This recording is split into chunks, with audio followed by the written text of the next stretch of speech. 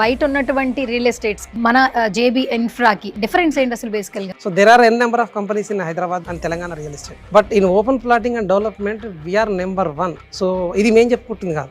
Asia outlook business లో we are at top 6th place లో ఉన్నాం. హైదరాబాద్ లో number 1. The reason for this is, see plot అంటే ఏదో 4 రాళ్ళు పెట్టేసి ఇక పెరుగుతుంది అంటే నాకు తెలిసి వీళ్ళు దుబాయ్ నుంచి ఇంటికి వచ్చేలోపు గడ్డి పెరుగుతుంది తప్పితే ప్లాట్ పెరుగుతుంది. సో దానికి 4 రకాల వాల్యూస్ యాడ్ చేయడం వల్ల అది అప్రిషియేట్ అవుతుందని మేము నిజంగా నమ్మింది. సో మేము ఎక్కడ ప్రాజెక్ట్ చేసినా we always be on main road. అంటే అప్రోచింగ్ ఈజ్ వెరీ ఇంపార్టెంట్. ఇప్పుడు ఇక్కడ ఎట్లయితే ఇన్ఫ్రాస్ట్రక్చర్ డెవలప్మెంట్ దేశ డెవలప్మెంట్ కి ఎట్లా సపోర్ట్ చేసిందో మనం ఇచ్చే ప్లాట్ దగ్గర కూడా infrastructure and world class amenities matters. 100 feet road across the board 5 kilometers మనం ఇచ్చాం. ఎంటైర్ తెలంగాణలో మనకు 100 feet రోడ్ గేట్ పెట్టించిన లేఅవుట్ అయితే లేదు. అండ్ థర్డ్ థింగ్ వచ్చేసి HMDA DTCP and YTDA layouts లలో 5,000 per square yard అమ్మిన దగ్గర ఒక 5 to 10 years తర్వాత పోయి చూస్తే అట్లీస్ట్ 5 to 10 houses కట్టుకున్న లేఅవుట్ ఏమైనా ఉన్నాయా?